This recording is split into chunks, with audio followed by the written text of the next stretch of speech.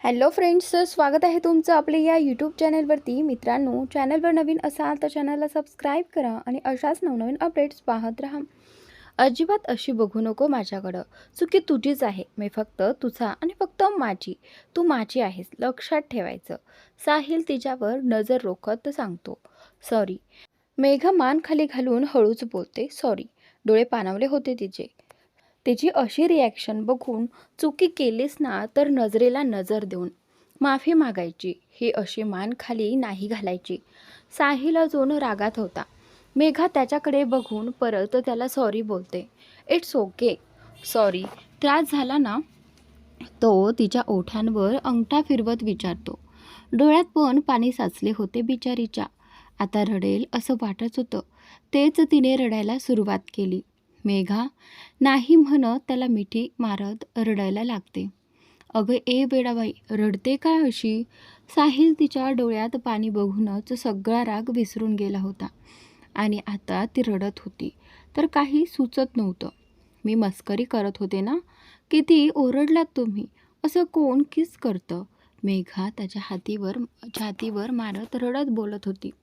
ओ, rough किस म्हणून तुला आवडला नाही का?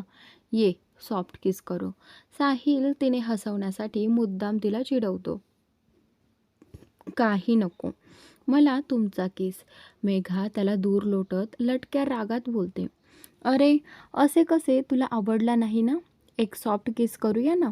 साहिल तिला जवळ ओढत तिच्या डोळ्यात बघत बोलतो. नाही ना. तो पुढे तिला काही बोलूच देत नाही. तो आता एकदम सॉफ्टली तिला किस करायला लागतो. मेघाही त्याचा प्रेमळ स्पर्शात हरवत त्याला प्रतिसाद देते. त्याचे हात तिच्या कमरेवरून फिरत पाठीवर येतात. तो तिला अजून जवळ घेत केस करायला लागतो. मेघाचेही हात कधी त्याच्या केसात फिरायला लागतात. तिला समजतच नाही. हळूहळू त्याचा केस डीप होतो. माया बाजीचा नंबर आणि पत्ता घेऊन शकील समोर असतो.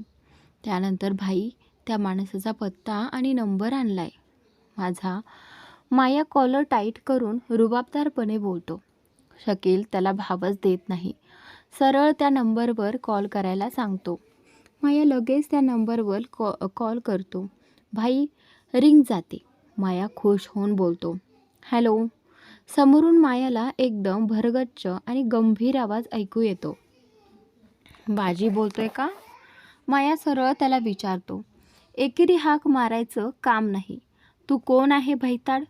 समोरचा माणूस त्याच्या कोल्हापुरी लहेजात विचारतो. मी माया बोलतोय. शकील भाईचा लेफ्ट हँड. माया थोडं घाबरतच स्वतःची ओळख करून देतो. काय रे, तुझा शकील भाई काय लुळा आहे जो तुला हात म्हणून वापरतो? तो माणूस मायाची खिल्ली उडवत विचारतो. ए, काही काय बोलतोय? आमचा भाई सही सलामत आहे एकदम. माया उसळून रागात बोलतो आणि त्यानंतर इकडे चिल, थंड घे. मी गंमत केली रे भेताड तुझी. लयच मनावर घेतलंय रे तू तर. चल बोल, काय काम काढलं? तो माणूस सरळ मुद्द्यावर येतो. ते शकील भाईला बोलायचे तुझ्याशी. माया सांगतो. दे, तुझ्या ठाकूरला फोन दे. तो माणूस मुद्दाम मायाची कळ काढतो. ए, काही काय रे ते बोलतो? रिस्पेक्ट द्यायचा भाईला. आमचा भाई कोणी ऐरा गेरा नाही. डॉन आहे डॉन. माया चिडून त्याला वॉर्निंग देत बोलतो. हां चल, असले 56 डॉन आलेत बाजारात आणि त्यांना खिशात घेऊन फिरतो आम्ही. रिस्पेक्ट पाहिजे तर समोरच्याला रिस्पेक्ट द्यायला शिक दे. चल भैताड, फोन त्याला दे. आला मोठा मला शिकवणारा. तो माणूसही त्या ह्याची मचमच ऐकून वैतागून चिडूनच बोलतो. भाई. माया कसं तरी तोंड करून शकीलच्या हातात फोन देतो. हॅलो. शकील बोलतोय. त्यानंतर हां बोल. बोल ना, तुझ्या त्या लेफ्ट हँडने सांगितलंय मला. बाजीचा माणूस त्याला बोलतोय. त्यानंतर इकडे बोला, काय काम काढलं आमच्याकडे? बाजीचा माणूस फोन स्पीकरवर ठेवून बाजीच्या बाजूला उभा राहतो. तेव्हा बाजी बोलतो. ते मी ऐकलंय तू अंकुश तोडणकरच्या बायकोचा किडनॅप केला म्हणून. शकील त्या 2 आवाजांमध्ये थोडा कन्फ्यूज होऊन गेला होता. हो, केलंय किडनॅप. 10 करोड मागितले त्या बदल्यात. अजून काही माहिती हवी? तू काय त्याच्याकडून मांडवलीसाठी फोन केलायस काय? तसं असेल तर त्याला सांग, जमणार नाही. होणाऱ्या बायकोचा जीव प्यारा नाही काय त्याला? नसेल तर सांग, त्याला उद्याच तिची डेड बॉडी घरी पाठवतो. बाजी धमकी देतो. नाही नाही, असं नका करू. मी त्यासाठी नाही केला कॉल तुला. तू जिला किडनॅप केले ती माझी भाची आहे, शकील बोलतो. तो पुढे बोलणारच की, अरे वा, तू ही मग 5 खोके पाठव, बरोबर ना भाऊसाहेब? बाजीचा माणूस मध्येच बोलतो आणि त्यानंतर, हां, तसा पॉईंट आहे तुझ्या बोलण्यात. तू पण 5 पेटी पाठव, बाजी बोलतो. चुप, तुम्ही माझं ऐकून घ्या. बाजी, तुझ्या त्या माणसाच्या तोंडात कोंब काहीतरी, नुसती चपड चपड, शकील भडकून बोलतो. भाऊ, बाजीचा माणूस बोलतच असतो की बाजी त्याला गप्प बसायला लावतो. तू गप जरा. आणि वकील, शकील, अकील, तुझं कोणी आहेस, पटपट मुद्द्याचं बोल. भरपूर कामं आहेत मला, तुझ्यासोबत टाईमपास करायला वेळ नाही मला. बाजी पण त्याच टोनमध्ये त्याला उत्तर देतो. मी तेच बोलत होतो, तुझीच माणसं. शकील बोलत होता की बाजी त्याला थांबवतो आणि त्यानंतर, बस झालं ना आता, ते गप केलं ना मी त्याला. तू बोलतो हो की ठेवू फोन? बाजी वैतागत विचारतो आणि त्यानंतर, नाही, मी बोलतो. हां, तर ती माझी भाची आहे. तू तर तिला माझ्याकडे सोपव, मी बघतो तिचं काय करायचं ते, शकील बोलतो. तू डोक्यावर पडला बिडला काय रे? तू बोलणार आणि मी ऐकणार कोण आहे? कोण रे तू? बाजी मुद्दाम त्याला एक ठेवणीतली खरपूस शिवी हसडतो आणि त्यानंतर, शिव्या द्यायचं काम नाही, तू मला अजून ओळखत नाही, शकील भडकून रागात बोलतो. आणि त्यानंतर, इकडे कोण आहेस रे? कोण तू? मी खरंच ओळखत नाही. बाजी मुद्दाम त्याला खिजवायचं काम करत होता.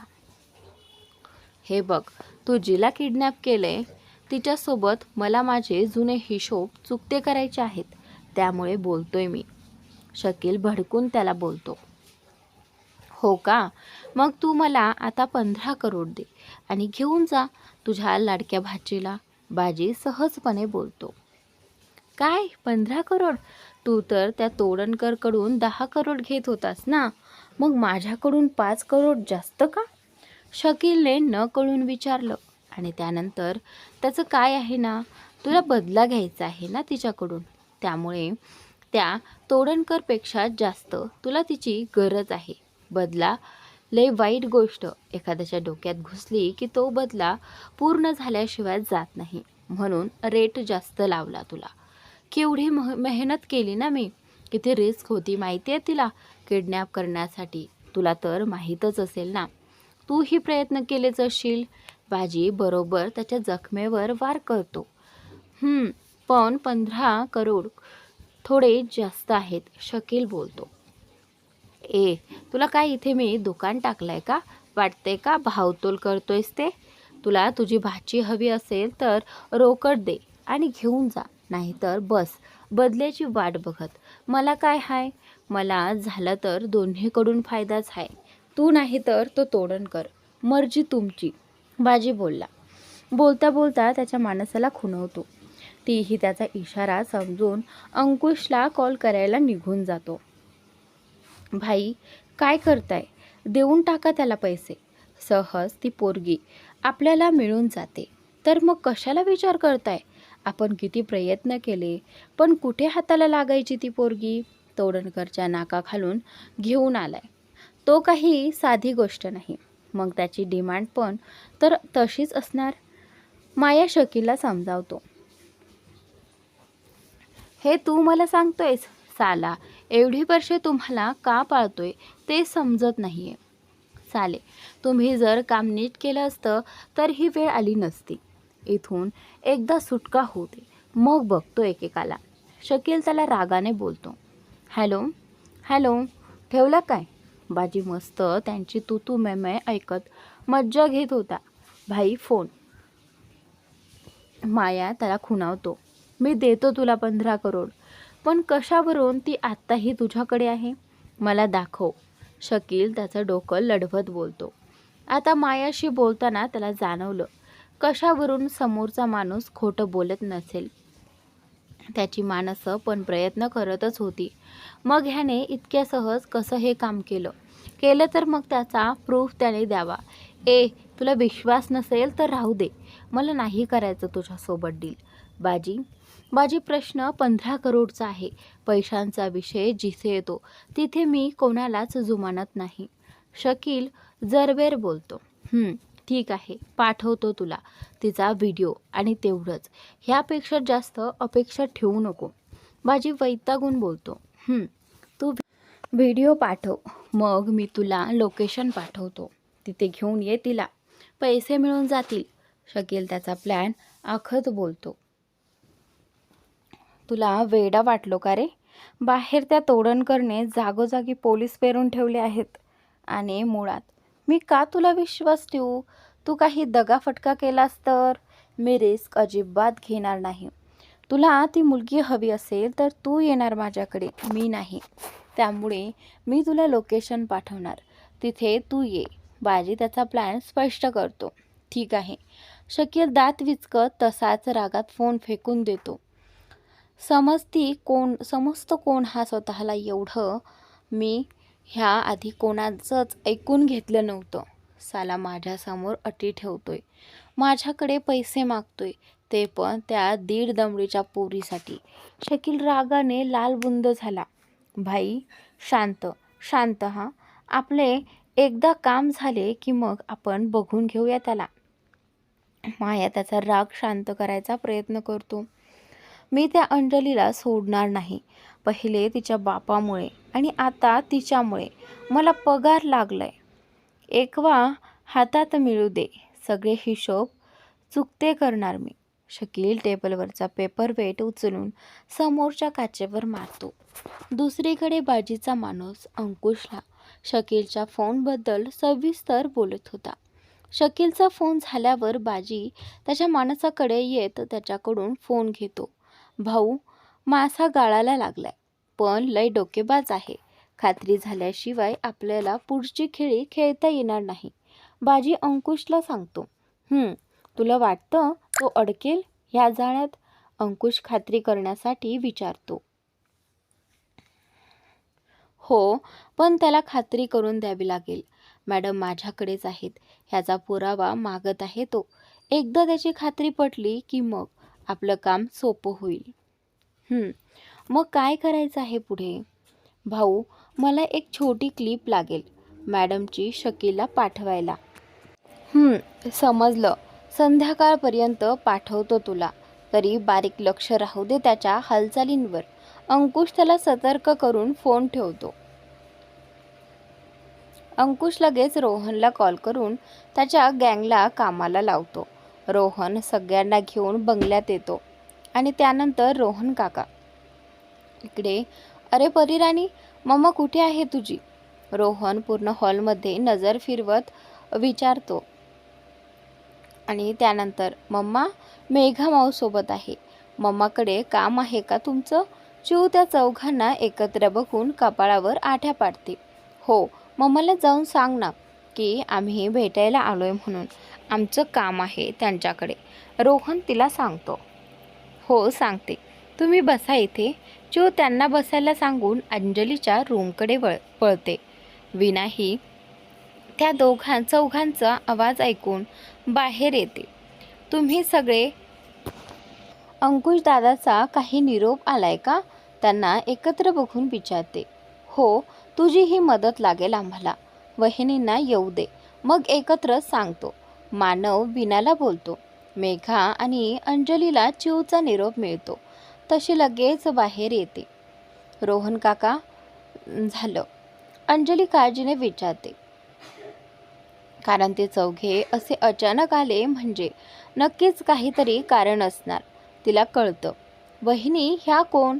रोहन भैयाला बघून विचारतो. अरे ही माझी मैत्रीण आणि आता लवकरच माझी होणारी वहिनी मेघा. अंजली लगेच त्याला उत्तर देते. ओ, पण ह्या म्हणजे? अंकुशने सांगितल्याप्रमाणे हे ठिकाण जास्त कुणाला माहिती नसणार. त्यात अंजलीची मैत्रीण अचानक तिथं येणं त्याला काळजीत पडतं. रोहन, अरे माझा भाऊही आलाय, तिच्यासोबत ती घरातलीच आहे. तुमच्या अंकुश दादानेच पाठवलं आहे. त्यांना हवं तर कॉल करून खात्री करून घे अंकुशशी बोलून.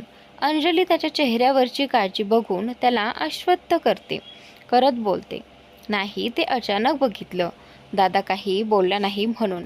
रोहन तिच्या स्पष्टीकरणाने ओशाळतो, पण काय करणार, शेवटी खूप मोठी जबाबदारी होती ना त्यांच्यावर.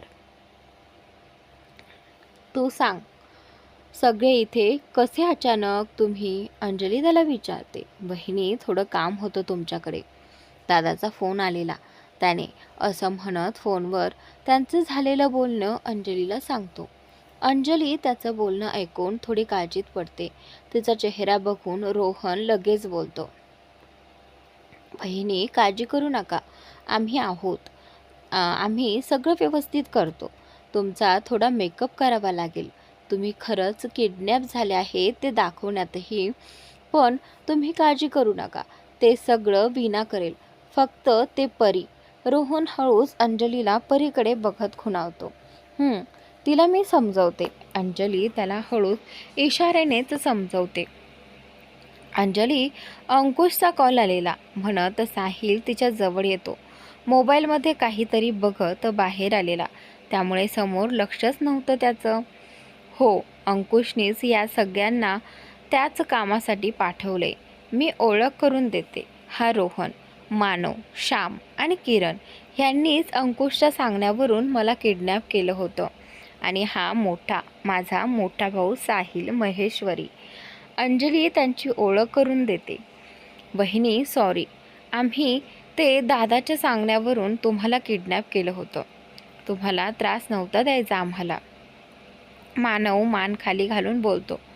साहिल त्या चौघांकडे बघून गालात हसत होता. अंजली आणि मेघाही गालात हसत होत्या. आणि त्यानंतर, मम्मा व्हेरी बॅड, तू काकांना घाबरवलं ना? चिऊ त्या सगळ्या टकमक बघत होती. मम्माला गालात हसताना बघून तिला लगेच समजलं, आपली मम्मा मस्करी करते ते. तसं गालात हसणारे तिघं जोरात हसायला लागतात. मस्करी केली मी थोडी, चिऊताई तुझ्या काकांची. अंजली हसत त्या चौघांकडे बघते. आणि त्यानंतर इकडे, थँक्स बॉईज, तुमची खूप हेल्प झाली. अंकुश त्यांना हात मिळवत त्यांचे आभार मानतो. आणि त्यानंतर, सर असं नका बोलू, आम्ही फक्त अंकुश दादाची थोडी मदत केली. श्याम बोलतो, हो ना, आज ह्या गावात ज्या काही सोयीसुविधा उपलब्ध आहेत त्या दादांमुळेच, त्याच्यासाठी आम्ही काहीही करू शकतो. तुम्ही प्लीज थँक्यू बोलून आम्हाला लाजवू नका. मानवही श्यामच्या बोलण्याला दुजोरा देत साहिलला बोलतो, बरं, मी माझा थँक्यू मागे घेतो, पण आता आपल्याला कामाला लागलं पाहिजे. साहिल गप्पांना थांबवत कामाची आठवण करून देतो. हो, आम्ही सेटअप करतो, तोपर्यंत वहिनी तुम्ही वीणासोबत तयार व्हा. रोहन बोलतो आणि त्या तिघांना घेऊन स्टोर रूमकडे वळतो. अंजली हो म्हणून मान हलवते. अंकुश इथे अस्वस्थ करतो. त्याला अंजलीकडे जावंसं वाटत होतं, पण साहिलसोबत जी त्याने डील केली होती तीही महत्त्वाची होती. प्रोडक्ट मार्केटमध्ये लॉन्च करायची डेट तोंडावर येऊन ठेपली होती त्याची. स्वीटू लग्नानंतर पहिल्यांदा माहेरी राहायला आली होती, त्यामुळे तिलाही वेळ देणं भाग होतं. दीक्षा आणि सुहास अंजलीच्या घरी आलेले, बाबा आणि मोठ्या आईला भेटायला. तसं रोज कोण ना कोणतरी त्यांना भेटून जायचं. कधी सुहासचे बाबा, कधी आई, तर कधी हे दोघे, आऊ, तन्वी, तिची मॉम. आणि प्रत्येक वेळी अंजलीचा आणि चिवचा विषय निघायचा. त्या दोघींच्या आठवणी तर दोघे दिवस पुढे ढकलत होते. लवकरच सगळं ठीक होईल ही आशाही उराशी बाळगून जगत होते. रोज फोनवर बोलायचे, पण त्या दोघींना डोळ्यांसमोर बघितल्याशिवाय थोडं समाधान होणार होतं. तिथे सगळी तयारी त्या चौघांनी केली होती. स्टोअरूमचा एकदम कायापालट केला होता. कोणत्या तरी अज्ञात ठिकाणाची रूमच वाटेल. कोणालाही जरासुद्धा शंका येणार नाही अशी नीट अरेंजमेंट केलेली होती. त्यासाठी अंकुशचे खूप सारे कॉल आले होते. खूप इन्स्ट्रक्शन दिलेले होते. आत्ताही रोहनने त्याला त्या रूमचा व्हिडिओ शूट करून पाठवलेला होता. कोणती चूक होऊ नये म्हणून. त्यावर अंकुशने सगळं चेक करून ओके दिलं. तेव्हा कुठे सगळे थोडे निवांत झाले. सर, अंजली वहिनी अजून आल्या नाहीत. सगळं व्यवस्थित सेट झालंय बघून मानव विचारतो. मी बघतो. साहिल त्यांनी केलेली अरेंजमेंट बघायला आलेला. सगळी व्यवस्था चोख केलेली बघून मनोमन दाद देतो. निश्चित होऊन तो अंजलीला बोलवायला गेला. अंजली? साहिल तिच्या रूमच्या बाहेरून आवाज देत हळूच डोअरवर नॉक करतो. दादा, ये आत. दरवाजा ओपन आहे. अंजली त्याला आत बोलवते. Anjali, all set. तो आत येत विचारतो. हो. भीती वाटते त्याला हे आपलं नाटक खरं वाटेल ना? माझ्याकडून चूक झाली तर? मी बरोबर दिसते ना? अंजलीला जास्तच टेन्शन आलेलं. सगळं नीट होईल ना? कारण एक छोटीशी चूक आणि सगळी मेहनत वाया गेली असती. हो, एकदम परफेक्ट दिसते. आणि अगं, 1.5 मिनिटाचा प्रश्न आहे फक्त. त्या सगळ्या जणांनी मिळून व्यवस्थित तयारी केली आहे. मी आहे ना, सगळं ठीक होईल. अजिबात काळजी करू नको. साहिल तिला मिठीत घेत प्रेमाने समजावत धीर देतो. चिऊ, अंजली काळजीने विचारते. ती आहे. मेघासोबत खेळते. मी बोलू का तिच्याशी? ती पण लागेल ना माझ्यासोबत? अंजली म्हणाली. नाही, खेळू दे तिला. तूच चल फक्त. तिला नको घेऊया या सगळ्यात. माझं अंकुशशी बोलणं झाले. साहिलची काळजी समजून बोलतो. अंजली साहिलसोबत त्या रूममध्ये जाते आणि त्यानंतर, बहिणी एकदम परफेक्ट दिसताय. अजिबात घाबरू नका. रोहन अंजलीला आलेलं बघून बोलतो. काय करायचं आहे मला? अंजली विचारते. जास्त काही नाही. त्या कोपऱ्यात जास्त जाऊन बसा. वीणा ह्यांचे केस थोडे विस्कटल्यासारखे कर. रोहन वीणाला बोलतो. बहिणी, तुम्हाला एकदम घाबरल्यासारखं एक्सप्रेशन द्यायचे आहेत आणि चिऊ कुठे आहे म्हणून विचारायचं. बस एवढंच. थोडं रडलात तर अजून रिअल वाटेल व्हिडिओ. मानव तिने कसं रिॲक्ट करायचं आणि तिचे डायलॉग सांगतो. त्यानंतर मास्क घालून एकाला उभं राहावं लागेल ना, तो वहिनींसोबत बोलतोय असं दाखवायला. किरण कॅमेरा सेट करत त्या तिघांवर नजर टाकत विचारतो. रोहन राहणार आहे काय रोहन? मानव गालात हसत रोहनकडे बघत भुवया उंचावतो. मी नाही.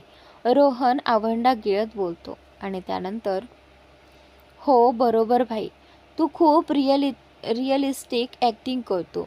एकदम त्या कॅरेक्टरमध्ये घुसून. श्याम जोरात हसत मानवला टाळी देतो. हो ना, म्हणून दादाने बक्षीस जे दिलं भावाला. किरण हे हसत त्यांच्यात सामील होत रोहनला चिडवतो. शाकाल. त्यानंतर, मोगॅम्बो खुश हुआ. किरण डोक्यावर हात फिरवत चिडवतो. तुझ्या तर तुम्ही नंतर भेटा मला, मग बघतो तुम्हाला. रोहन चिडून त्या तिघांकडे रागात बघतो. सगळे त्याच्यावर हसत होते. नाही हो करत. त्यांनी मास्क घालून ॲक्टिंग करायला लावून व्यवस्थित व्हिडिओ शूट करून ते अंकुशला पाठवून देतात. व्हिडिओ व्यवस्थित चेक करून अंकुशनेही लगेच बाजीला पाठवला. सोबत उद्या आरामात शकीलला व्हिडिओ पाठवला असा निरोप दिला. शकील इथे अस्वस्थ होऊन त्या व्हिडिओची वाट बघत होता. नुकतीच त्याला टीप मिळालेली. पोलीस त्याचा कसून शोध घेत आहेत. कधीही त्याच्यापर्यंत ते पोहोचू शकतात. अंकुश आणि साहिलने MLA पासून सगळ्यांवर दबाव आणला होता. भाई, तो फसवणार तर नाही ना आपल्याला? मला डाऊट येतोय आता त्याचा. माया त्याच्या मनातील शंका. शकीलला व्यक्त करतो. आणि त्यानंतर का डाऊट का येतोय तुला? शकील भुवई उंचावत विचारतो. म्हणजे हा एवढी पैशाची डिमांड करतोय तर मग लगेच व्हिडिओ पाठवून कुठे भेटायचं ते सांगून मॅटर क्लोज करायचं ना. तो महेश्वरी आणि तो तोडणकर त्या मुलीचा शोध घेत आहेत तर रिस्क आहे ना त्या बाजीसाठी. माया आपले डोके हलवत शकीलला सांगतो. हो, तुझं म्हणणं बरोबर आहे, पण आपलं काम आहे म्हटल्यावर थोडी कळ सोचावीच लागेल ना आपल्याला. कुठे एवढा वेळ झालाय बघू, उद्याचा दिवस वाट. करेल तो कॉल, एवढा पैसा मागतोय म्हणजे. शकील थोडा सौम्यपणे म्हणतो. तुम्ही बोलत असाल तर बघू वाट.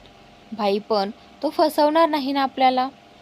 माया बाजीवर विश्वास ठेवायला तयार नव्हता म्हणून तो तितकाच काळजीत बसला होता.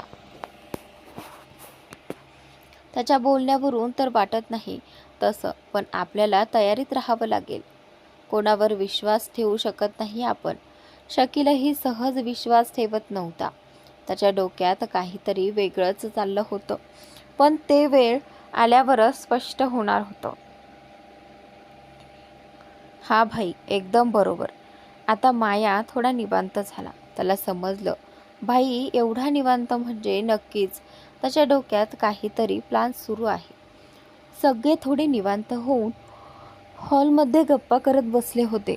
साहिल सगळ्यांसोबत चर्चा करून अंकुशला कॉल करतो पुढच्या प्लॅनबाबत विचारण्यासाठी. हॅलो अंकुश, आता पुढे काय करायचे आपण? साहिल विचारतो. आणि त्यानंतर माझं आत्ताच बाजीशी बोलणं झालं. तो उद्या व्हिडिओ पाठवेल शकीलला. सोबतच आपल्याला भेटायची जागा फायनल करून सांगायची आहे. आणि त्यानंतर माझ्या डोक्यात एक जागा आहे, तशी मी तुला कळवतो एकदा कन्फर्म करून. अंकुश, अंजलीला इथं ठेवणं रिस्की असेल आता. तुला काय वाटतं? साहिल काळजी व्यक्त करतो. मी पण तुला त्या दोघींना घेऊन येच बोलणार होतो. तू घरी घेऊन ये त्यांना. माझ्या माई, आजी आणि बाबांनाही तिथेच घेऊन येतो. रिस्क नकोच आता. सगळे एकत्र असतील तर टेन्शन कमी राहील. अंकुश बोलतो. ठीक आहे, मग थोड्या वेळात निघतो आम्ही. साहिल त्याला सांगतो. हो, पण नीट. शकीला हलक्यात घेऊन चालणार नाही. त्याची माणसं असू शकतात तुझ्या पाठीवर. अंकुश सावधपणे सांगतो. गार्ड्स असतीलच माझ्यासोबत. तसं काळजी करण्यासारखं कारण नाही. ठीक आहे, तू इथे त्यांना घेऊन ये, मग भेटून बोलू.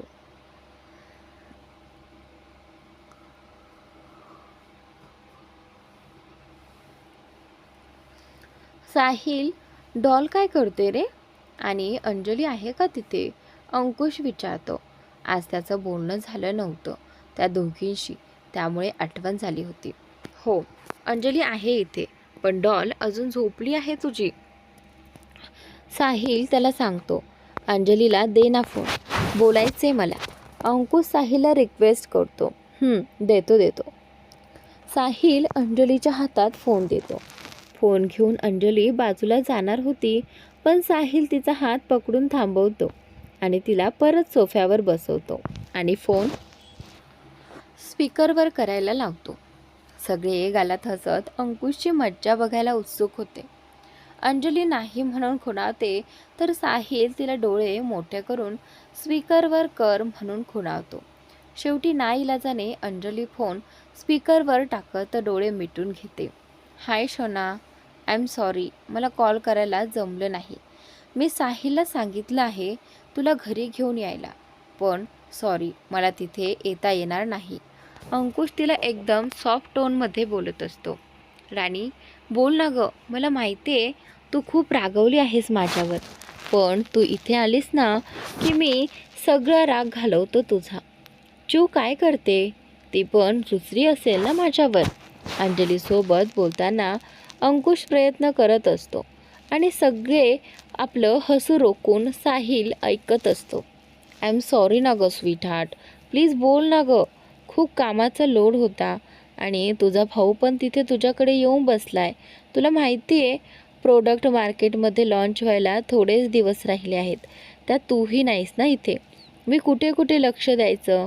अंकुश त्याची बाजू पटवून देण्याचा प्रयत्न करत तिला मनवत होता. ओय, तू माझ्यावर काय रे बिल फाडतोय? मी काय इथे पिकनिकला आलोय? तूच पाठवलंस ना मला इथे. तुलाच एकट्याला सगळी कामं आहेत ना. मी तर काय हवेत बिझनेस करतोय. साहिल चिडत त्याला विचारतो. शेट साहिल, तू का घेतला फोन? मी अंजलीशी बोलत होतो ना. अंकुश जीव दाताखाली चावत डोळे मिटून फोन लांब धरतो आणि त्यानंतर इकडे. हो, बरं झालं ना फोन घेतला.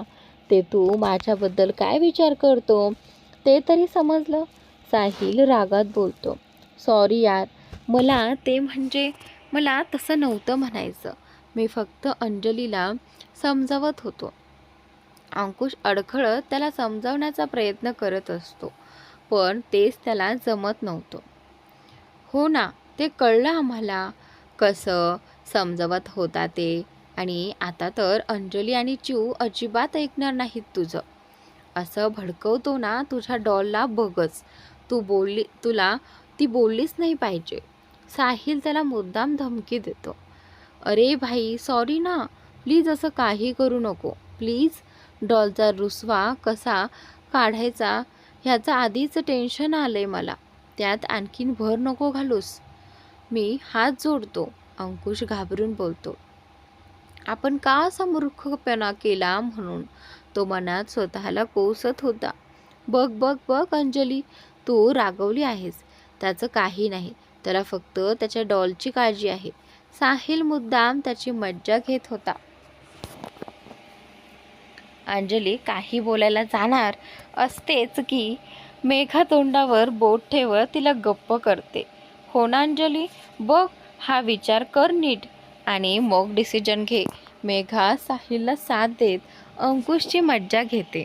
हा अंजली, माझा तुला पूर्ण सपोर्ट आहे. तसंही फक्त एंगेजमेंटच झाली आहे. तू तुझा डिसिजन चेंज करू शकते. मी समजवेन घरी सगळ्यांना. साहिल हसणं कंट्रोल करत विचारतो. अरे काय करताय तुम्ही? काहीही शिकू नका तिला. मी काय तुम्हाला ह्यासाठी पाठवलंय का? बिचाऱ्याचं माझ्या भोळ्या बायकोला भडकवत आहात तुम्ही. मेघा तूही? अंकुश वैतागून केविलवाण्या सुरात बोलतो. हो मग ती माझीच बाजू घेणार ना. साहिल, मी तुला एवढी मदत केली आणि तू असं वागतोयस माझ्याशी? निदान माझ्या मदतीला तरी जाग. मी तुझं पॅचअप करून दिलं ना. अंकुश कंटाळून त्यांना समजावत होता. पॉइंट आहे. बरोबर, चल रडू नको. काही नाही करणार मी. पण माझ्या बहिणीला एकटं नाही पाडायचं. तू नाही तर गाठ माझ्याशी आहे. साहिलला समजवत तो जास्त मस्करी न करता माघार घेतो. हो रे, नाही सोडणार कधीच तिची साथ, प्रॉमिस. अंकुश स्माईल करत अंजलीचा गोड चेहरा आठवतो. धर घे, बोल तुझ्या शोनाशी. शोना घे ग, बोल. साहिल अंकुशची ॲक्टिंग करत हसत अंजलीकडे फोन सोपवतो. अंजली साहिलच्या हातून फोन घेत लाजतच तिथून तिच्या रूममध्ये पळते. साहिल त्याच्या बॉडीगार्डना अलर्ट राहण्याच्या सूचना देत काही बॉडीगार्ड्सना पुढे पाठवतो. रस्ता क्लिअर आहे ना? कोणी त्यांचा पाठलाग करत नाही आहे हे बघण्यासाठी ग्रीन सिग्नल मिळाल्यावर तोही सगळ्यासोबत तिथून निघतो. चिऊला घरी जायचं असं समजताच ती खूप खुश होते. मोठी आजी अज्जूला भेटायला खूप उत्सुक असते. अंजली, चिऊ मागच्या सीटवर तर साहिल आणि मेघा पुढच्या सीटवर बसले होते. साहिल स्वतः गाडी ड्राईव्ह करत होता. एक बॉडीगार्डची गाडी आधीच पुढे गेली होती.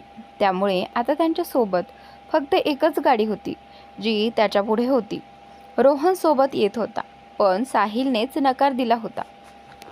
गाडीत त्या चौघांच्या गप्पा चालू होत्या. खास करून चिवची चिवचिव चालू होती. ते मस्त गप्पा करत प्रवासाचा आनंद घेत होते. दुसरीकडे ऑफिस सुटल्यावर अंकुश अंजलीच्या घरी पोहोचला होता. त्याला बाबा आणि मोठ्या आईला त्याच्या घरी घेऊन जाणं होतं. माई, आजी, बाबा, अंकुश दरवाजातूनच आवाज देत आत येतो. अरे अंकुश, काय तू अचानक इथे? बाबा त्याला अचानक पाहून विचारतात. हो बाबा, मी तुम्हाला घरी घेऊन जायला आलोय, अंकुश त्यांच्या जवळ येत सांगतो. अरे पण अचानक? अंजली आणि चिऊ ठीक आहेत ना? साहिल कुठे आहे? बाबा त्याला बसायला सांगत पाणी आणून देत काळजीपूर्वक विचारतात. बाबा, साहिल त्यांना घरीच घेऊन येतोय, ते निघाले असतील, मी तुम्हाला घ्यायला आलोय. शकील सापडला आहे बाबा, आणि कदाचित उद्याच आपण त्याला पकडणार आहोत. मला रिस्क घेऊ नये वाटलं. माई, आजीला सांगा आपल्याला निघायचं आहे. माई, आजी कुठे दिसत नाहीत. अंकुश पाणी पिऊन झाल्यावर शांतपणे सगळी परिस्थिती समजावतो. ठीक आहे. माईंना थोडं बरं नाही वाटत आहे, त्यांच्या खोलीत आराम करत आहेत, बाबा सांगतात. काय झालं, डॉक्टरांकडे जायचं का तिला? अंकुश काळजीत विचारतो. अरे मी विचारलं पण नको बोलत आहे, थोडी सांधेदुखी वाढली आहे म्हणत होत्या, बाबा सांगतात. बरं ठीक आहे, मी डॉक्टरांना घरी बोलावून घेईल, एकदा दाखवून घेऊ. अंकुश फोन हातात घेतो आणि त्यानंतर हो चालेल, मी पण बोलत होतो त्यांना, पण ऐकतच नाहीत, बाबा तक्रार करतात. मी बघतो. बाबा कशी नाही ऐकत ते. आजी तुम्ही आवरायला घ्या, मी तिला बघून येतो. अंकुश धीर देत माई आजीकडे निघतो. अचानक टायर फुटल्याचा मोठा आवाज आला. साहिलचे बॉडीगार्ड्स ज्या गाडीत होते ती गाडी वाकडी होत उलटी होऊन घासतच पुढे थांबली. ते इतक्या कमी वेळात झालं की साहिलला समजलंच नाही. त्यांच्या मागची गाडी साहिल चालवत होता. जास्त अंतर नव्हतं. दोन्ही गाडीत टायरमध्ये खिळे घुसले. रस्ता सुनसान असल्यामुळे साहिलची गाडी स्पीडमध्ये होती. त्याला पटकन कंट्रोल करता आली नाही. कशीबशी प्रयत्न केला तर गाडी मोठ्या झाडाला जोरात ठोकली आणि त्यानंतर साहिल आणि मेघा पुढे असल्याने गाडीच्या समोरची काच फुटून त्यांच्यावर लागली. रक्त वाहायला लागलं. साहिलचं डोकं स्टेअरिंगला जोरात धडकलेलं. चिऊ आणि अंजली मागे असल्याने त्यांना जास्त दुखापत झाली नाही. अंजलीने चिऊला घट्ट पकडून ठेवले, पण गाडी झाडाला धडकल्याने अंजलीचं डोकं काचेला आपटून खांद्याला मार बसला आणि त्यानंतर मम्मा, चिऊ घाबरून रडायला लागली. चिऊ रडू नको बाळा, मम्मा आहे ना सोबत, काही होऊ देणार नाही मी.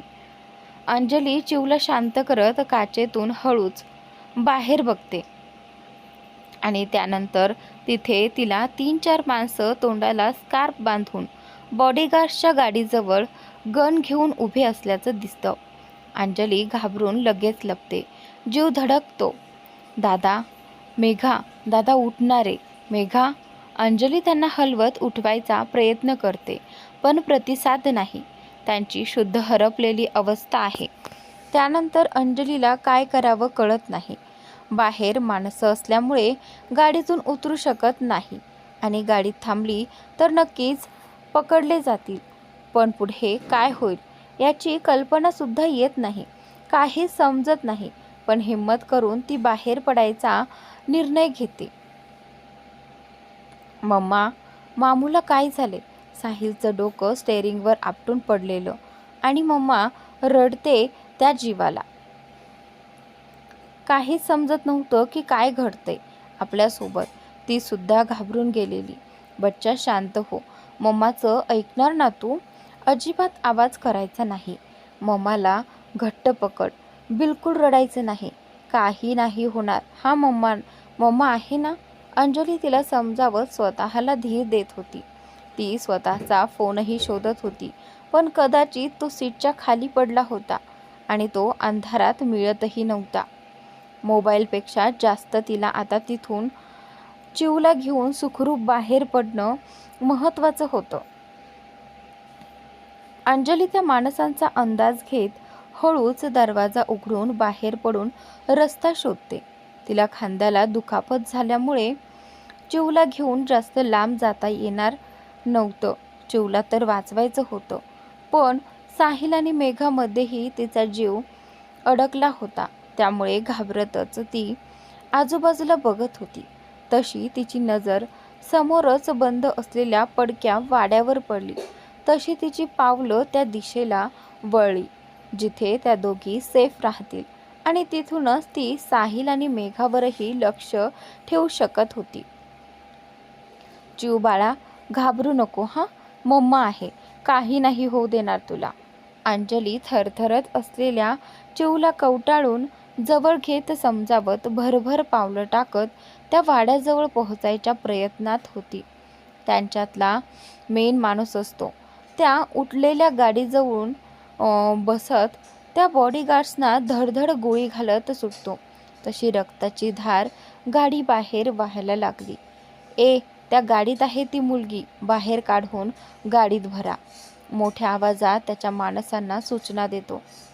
अंजली गोळ्यांचा आवाज ऐकून घाबरून लगेच चिवच्या कानावर हात ठेवत घाबरून थरथरत चिवला घट्ट कुशीत कवटाळून घेते.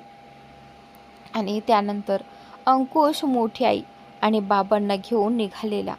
साहिलने अंजली आणि चिवला घेऊन तिथून निघाल्याचा फोन अंकुशने केला. त्याला कधी अंजली आणि चिवला बघतोय असं झालेलं. खूप उत्साहित होता तो त्यांना भेटायला. तो साहिलला कॉल करत होता, पण खूप वेळ ट्राय करूनही साहिल कॉल उचलत नव्हता. म्हणून त्याने अंजली आणि दीक्षालाही कॉल ट्राय केला, पण त्याचाही काहीच उपयोग झाला नाही. जीव घाबराघुबरा झाला. त्याने लगेच मोबाईल काढून अंजलीच्या मोबाईलचं लोकेशन ट्रॅक केलं. खूप वेळ ते एकाच ठिकाणचं दाखवत होतं. त्याच्या मनात शंकेचं पाल आलं, चकचकलं.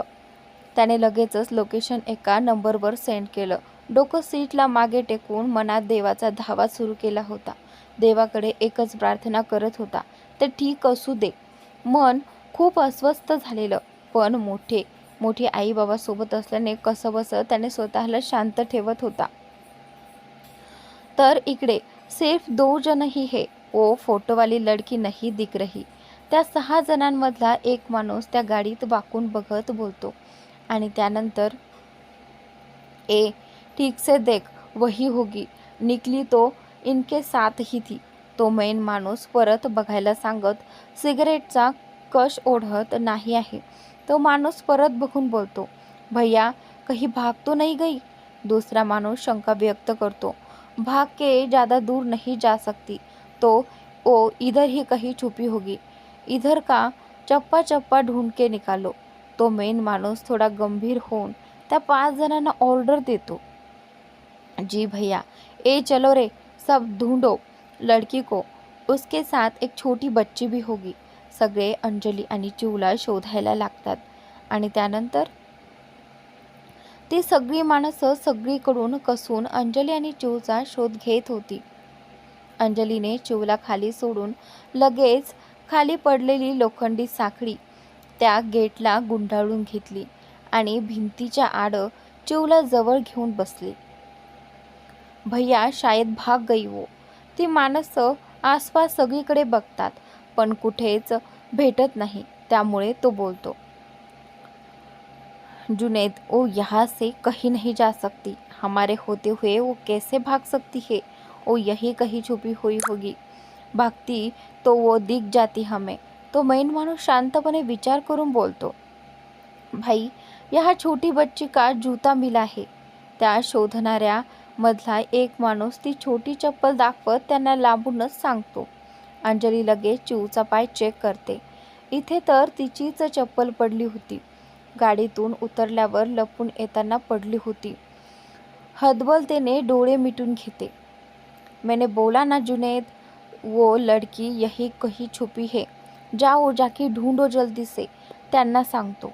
आणि त्यानंतर इकडे सगळी माणसं त्या दोघींना दिशेला परत शोधायला लागतात. शोधत शोधत दोघे त्या पडक्या वाड्याच्या बाहेर झाडाझुडपात त्यांना शोधत होते. तिथे अंधार असल्याने फोनचा टॉर्च ऑन करून शोधत होते. अंजलीपासून काहीच अंतरावर होते. तिचा आवाज सहज ऐकू येत होता. चिवला घट्ट पकडून देवाचा धावा करत होती ती, की ते लोक तिच्यापर्यंत पोहोचू नको देत. चिव काही बोलू देत नको म्हणून तिच्या तोंडावर तिने हात घट्ट ठेवला होता. ए चल अंदर देखते हे म्हणत त्यातला एक माणूस ती साखळी उघडायला घेतो. तो आत शिरणारच असतो की इथे अंकुश ड्रायव्हरला फास्ट चालवायला सांगतो. तो खूप अस्वस्थ असतो. त्याला तिथेच उतरावंसं वाटत होतं, पण त्या दोघांना तो एकटं सोडू शकत नव्हता. त्याच्यावर जबाबदारी होती. 10 मिनिटात ते घरी पोहोचतात. अंकुश ड्रायव्हरला त्याचं सामान आत आणायला सांगत पुढे होतो. मॉम डॅड कुठे आहेत? अंकुश घाईत आत येत सोफ्यावर बसलेल्या मॉमला विचारतो. काय झालं अंकुश? त्याचे डॅड त्याचा आवाज ऐकून रूम बाहेर येत विचारतात. डॅड, थोडंसं महत्त्वाचं डिस्कशन करायचं आहे, प्लीज येता का? अंकुश वेळ न घालवता लगेच त्यांच्याजवळ येतो.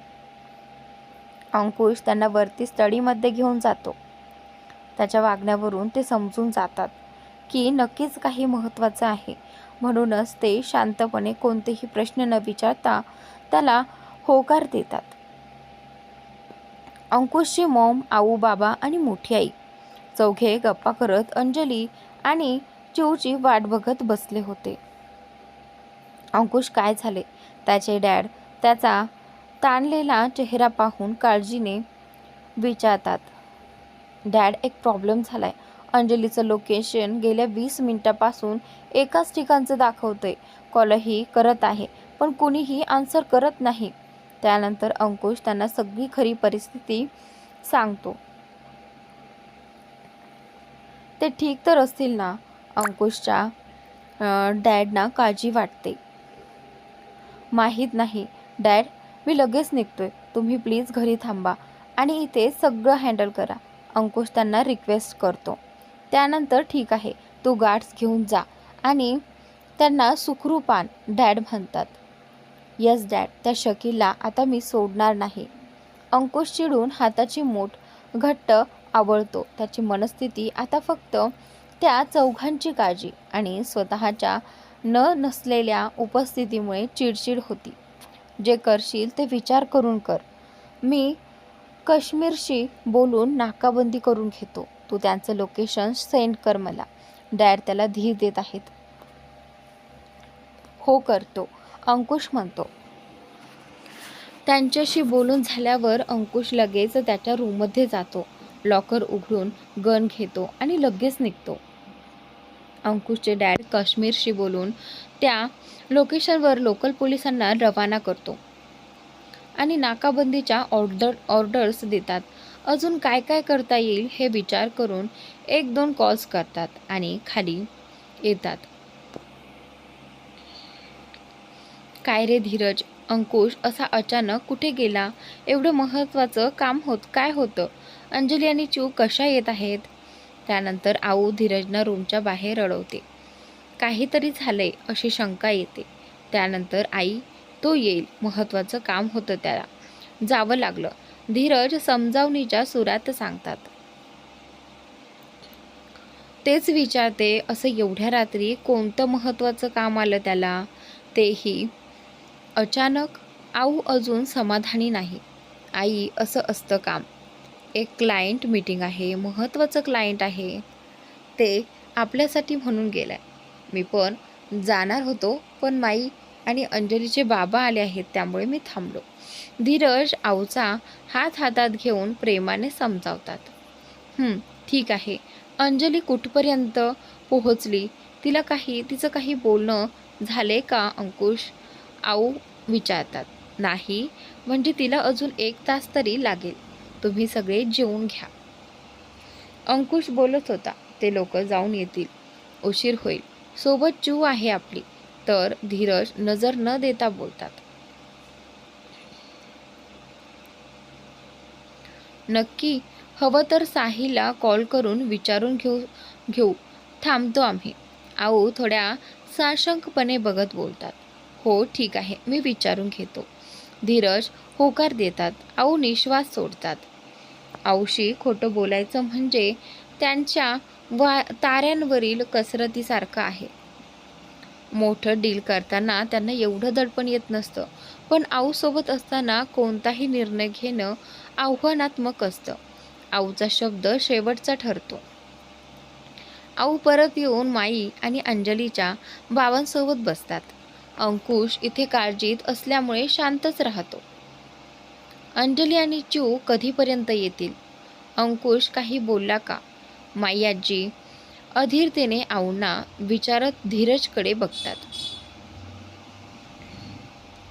माई, अजून वेळ आहे. त्यांना 1-1.5 तास तरी लागेल. मी आत्ता धीरजला तेच विचारत होतो. आऊ लगेच माईची काळजी समजून उत्तर देतात. हो माई, त्यांना उशीर होईल. मी साहिलला कॉल करत होतो पण कॉल लागला नाही. बहुतेक रेंजचा प्रॉब्लेम असेल. तुम्ही सगळे जेवत का नाहीत? अंकुश बोलत होता. ते जेवूनच येतील. तुम्ही जेवून घ्या. मग परी आल्यावर तिच्याशी खेळायला मिळेल तुम्हाला. धीरज त्या तिघांकडे बघत बोलतात. असं बोलतोयस?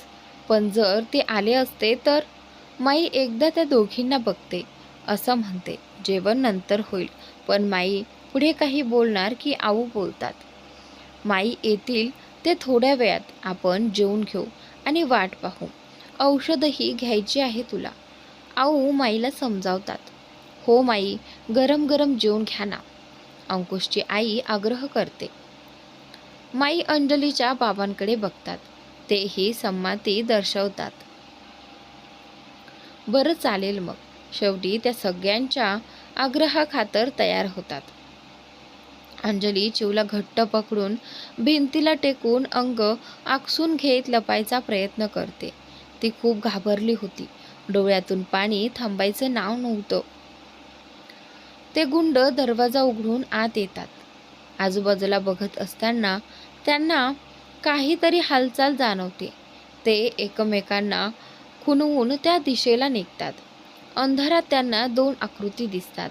ते पुढे जाण्यापूर्वी गोळी एक एक करत सरळ त्या दोघांच्या कपाळात जाते आणि त्यानंतर अंजली घाबरून मागे बघते. तिथे दोन्ही माणसं खाली पडलेली असतात. त्यांची अवस्था बघून ती लगेच डोळे मिटते. चिऊला आपल्याभोवती काय घडतंय ह्याचं काही थांगपत्त नव्हतं. ती घाबरून मम्माच्या कुशीत डोळे बंद करून बिलगलेली आहे. अंजली भानावर येऊन आजूबाजूला अंकुशला शोधते. तिला वाटतं तोच आला असेल तिला वाचवायला, पण तिथे कोणी दिसत नाही. तेवढ्यात एक सावली तिच्या दिशेने येते. ती सावलीकडे पाहून अंजली थांबते आणि त्यानंतर, मॅम तुम्ही ठीक आहात का? प्लीज इथे या. तुम्ही सेफ आहात. एका 23 ते 24 वर्षाच्या उंच अंगकाठीच्या मुलीने अंजलीकडे येऊन विचारलं. कोण आहेस तू? अंजली घाबरून विचारते आणि त्यानंतर मॅम डोंट वरी, घाबरू नका. मी अंकुश सरांसाठी काम करते. Please trust me. ती मुलगी अंजलीला समजावत धीर देते. मी कसा विश्वास ठेवू? खरं तर अंकुशचं नाव ऐकून थोडा धीर आला, पण असं कसं लगेच कोणावरही विश्वास ठेवायचा? अंजली नेहमीप्रमाणे सावधपणे विचार करते. आणि मॅम प्लीज ट्रस्ट मी. इथे थांबणं खूप डेंजरस आहे. ह्यांच्या माणसांचा शोध घेत कधीही इथे पोहोचू शकतात. प्लीज माझ्यासोबत चला. ती मुलगी अंजलीला समजावत तिच्यासमोर हात करते. पण अंजलीला अजून त्या मुलीवरती विश्वास ठेवायला आवडत नव्हतं. मॅम प्लीज, तुम्ही सेफ असणं गरजेचं आहे. चला, ही माणसं कधीही येऊ शकतात. ती मुलगी खूप रिक्वेस्ट करत होती. त्या 2 माणसांकडे बघून अंजलीला तिचं बोलणं बरोबर वाटलं. त्यामुळे ती मुलीसोबत जायला तयार झाली. अंकुश सुसाट गाडी चालवत होता. त्याने 2.5 तासाचं अंतर 1 तासात पार केलेलं होतं. अंजलीपासून तो जवळपास अर्ध्या तासाच्या अंतरावर होता. ती मुलगी अंजलीला बंगल्याच्या मागे नेत जिथे थोडी भिंत भगदाड पडलेली होती तिथून बाहेर काढून थोड्या अंतरावर गाडीत बसायला सांगते आणि त्यानंतर, हे बघ, मी इथून कुठेही जाणार नाही. तू मला अंकुशशी बोलायला दे. तिथे माझा भाऊ आणि माझी मैत्रीण गाडीत बेशुद्ध अवस्थेत आहेत. ॲक्सिडेंट झालाय त्यांचा. मी कसं त्यांना सोडून येऊ तुझ्यासोबत? कसा विश्वास ठेवू? तू अंकुशशी बोलणं तरी करून दे ना. अंजली थोडी हायपर झाली, त्यामुळे आवाज वाढला होता. अंगाची थरथर होत होती. मॅम शांत व्हा. हे घ्या, पाणी घ्या. ती मुलगी गाडीतून पाण्याची बॉटल काढून अंजलीला देते. घ्या, तुम्हाला बरं वाटेल आणि तुमच्या मुलीलाही द्या. खूप घाबरली आहे ती मुलगी. ती मुलगी अंजलीला शांत करत पाणी प्यायला देते आणि त्याचनंतर अंजलीचा गळा सुकलेला होता. पाण्याची गरज होती. परिस्थिती इतकी गंभीर होती की तिला आधी काही सुचलंच नव्हतं. आता ती पाण्याची बॉटल पाहून जाणीव झाली. तर मित्रांनो, उद्याचा भाग खूपच इंटरेस्टिंग आहे, तर नक्की पहा. नक्की ही मुलगी कोण आहे? खरंच अंकुशने तिला पाठवलं आहे का? ते तुम्हाला पाहायला मिळेलच.